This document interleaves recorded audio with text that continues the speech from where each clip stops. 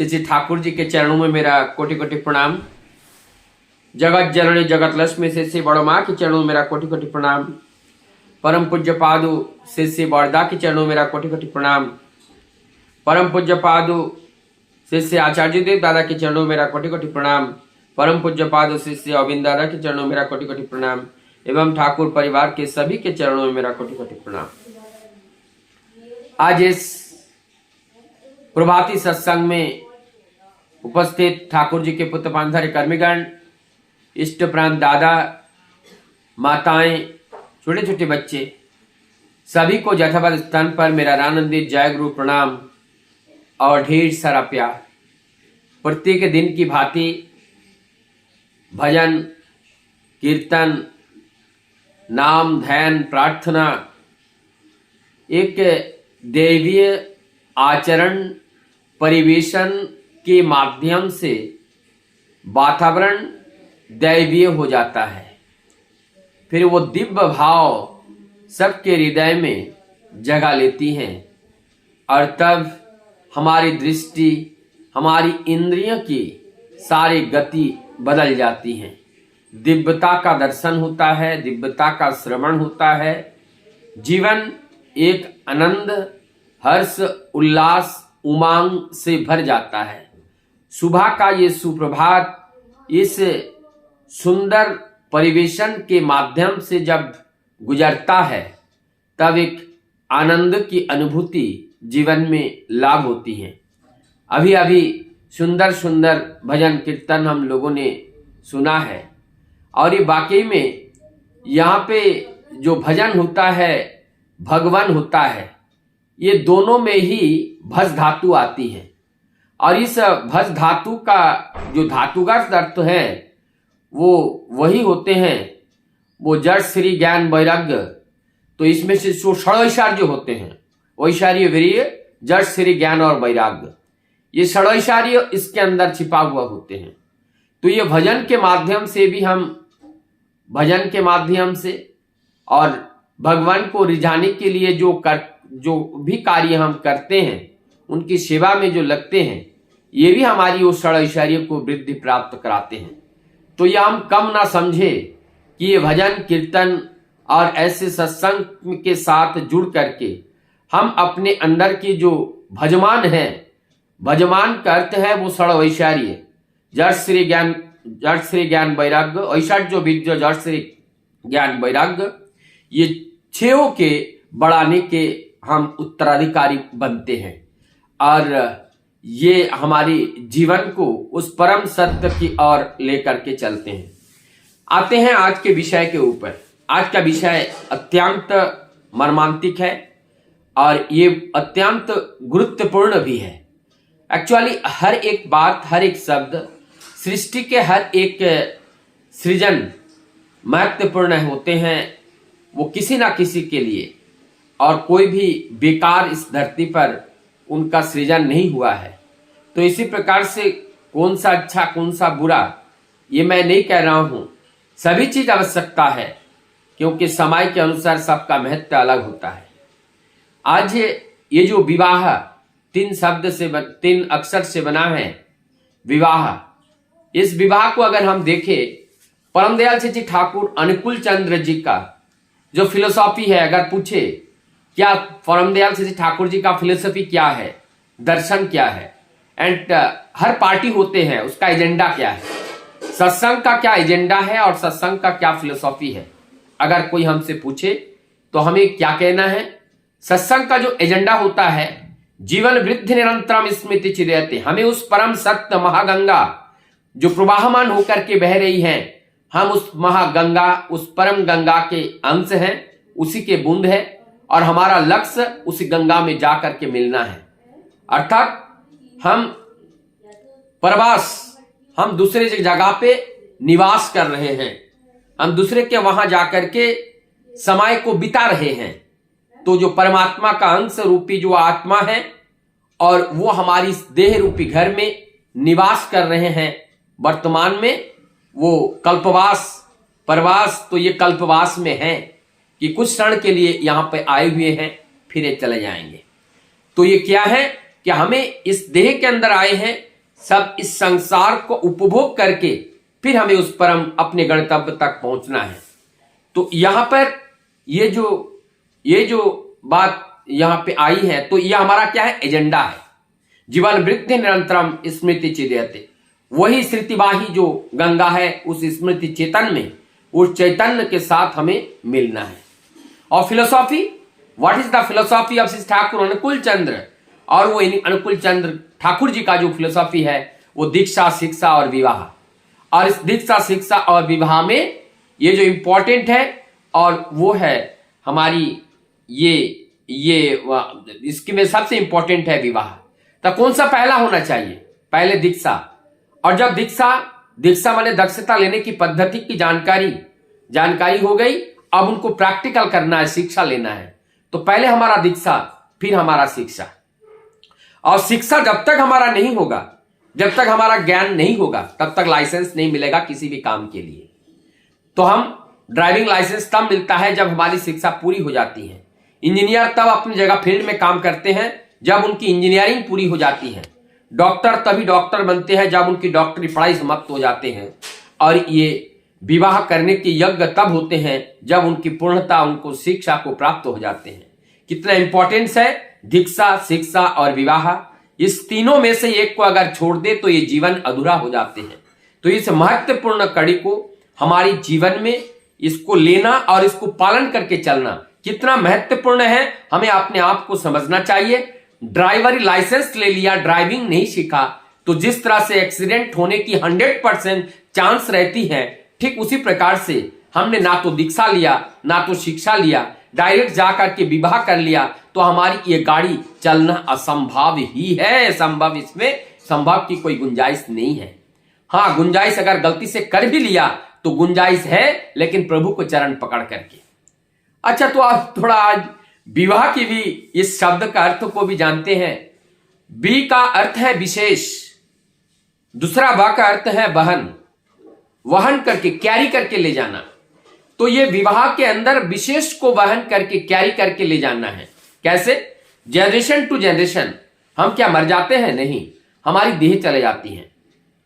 हमारे पिताजी पंचतत्व में विलीन हो गए अभी विगत 2-3 साल पहले, तो क्या हमारे पिताजी है नहीं?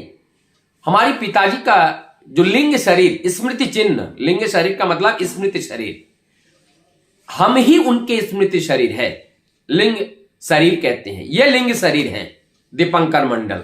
किसका है? मेरे पिताजी का नाम स्वर्गीय भवतोष मंडल। तो वो उन्हीं का लिंग शरीर, उन्हीं का ये शरीर है, क्योंकि उन्हीं का जो शुक्राणु और माता का अंडाणु मिल करके एक लिंग शरीर का, चिन्ह शरीर का उत्पन्न होते हैं, उसी से देह का निर्माण होता है।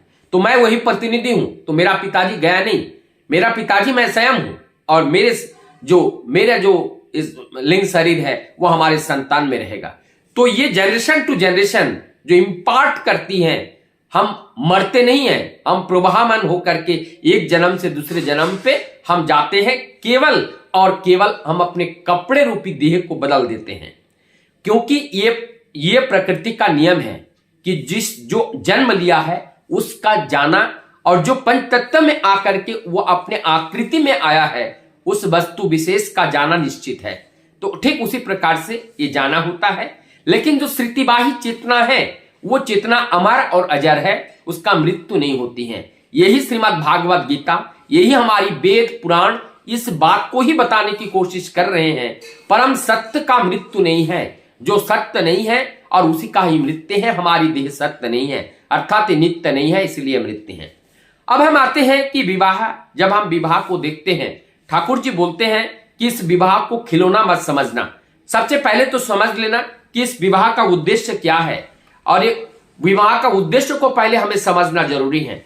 और ठाकुर जी यहां बोलते हैं 2 उद्देश्य के लिए विवाह किया जाता है, उन्नयन और सुप्रजनन।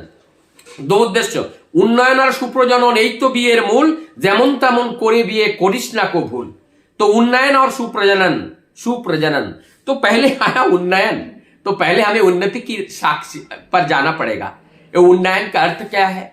उन्नयन का अर्थ क्या है? उन्नयन क्या है? उन्नयन है उच्च संस्कार, और उच्च संस्कार ऊंच के सामने नत होकर के चलना, ये उन्नयन। ऊंच के सामने नत होकर के चलना, विनम्रता। तो तो जहां पर ज्ञानवर्धन करती हैं वहां विनम्रता आती है, और विनम्रता के साथ चलन यही जीवन का उन्नयन है। तो आत्म उन्नयन का अर्थ है हमारी भाव का उन्नयन। भाव का उन्नयन संस्कार का उन्नयन होता है।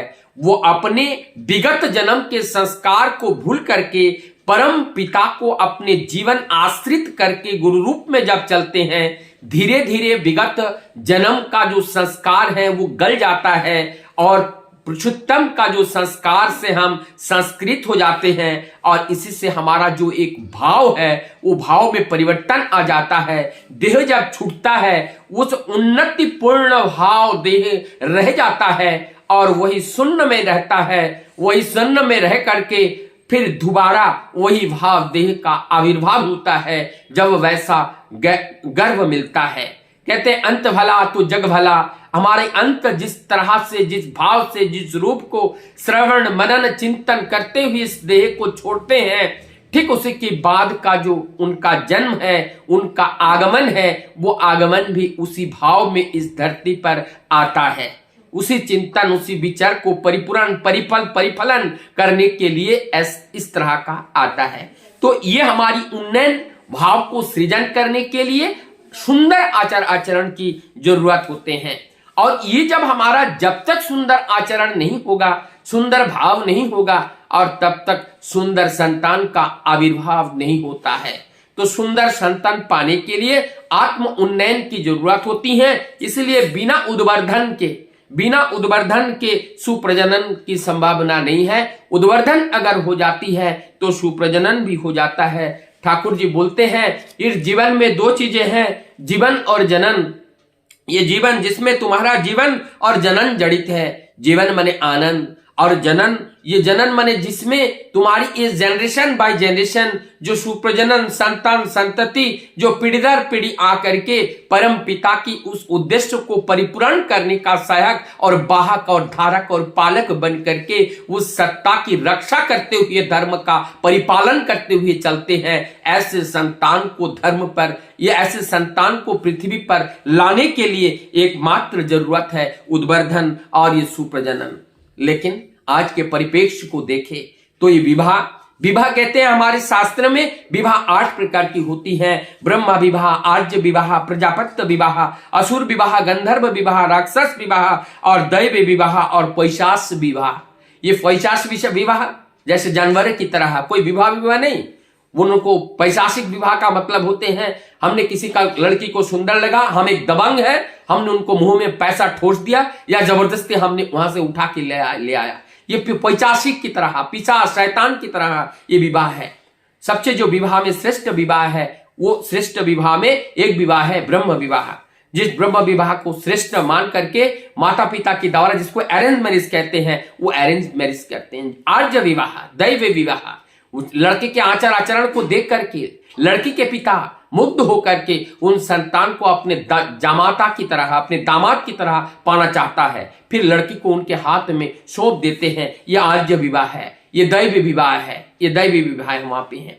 और दैव आचरण से प्रजापत्य विवाह, असुर विवाह तो हम देख रहे हैं, और आजकल जो विवाह हो रहा है इसको गांधर्व विवाह कहते हैं। गांधर्व का विवाह का अर्थ है लव मैरिज। ये गंधर्व विवाह है, लव मैरिज है। और ये लव मैरिज कितना सक्सेस है हम देख सकते हैं। ये बहुत से फिलोसोफर की, मैं फिलोसॉफी को पढ़ा और उसमें ये बताया केवल 5% सक्सेस होने की संभावना है और 95% यह असफल है। आज जो हमारे ट्रायल कोर्ट में, हमारे सेशन कोर्ट में जो जितने भी हमारी जो कोर्ट है, उस कोर्ट में सबसे ज्यादा आजकल जो अगर कोई केस चल रहा है तो वो मैरिज को लेकर के, ये डॉरी सिस्टम को लेकर के और उसको जो डाइवोर्स को लेकर के, मतलब विवाह जनित जो केसेस हैं कोर्ट में सबसे ज्यादा ये केसेस मिल रही हैं। क्यों? क्योंकि हमारी विवाह दूषित हो चुके हैं। परम दयाल वो पुरुषोत्तम है, वो दृष्टा पुरुष है, वो सब जान रहे थे क्या क्या होने वाले हैं। इसीलिए वो जानते हैं 3 चीज पे आग लगने वाली है, वो दीक्षा, शिक्षा और विवाह। कलयुग में लोग दीक्षा भूल जाएंगे, शिक्षा भूल जाएंगे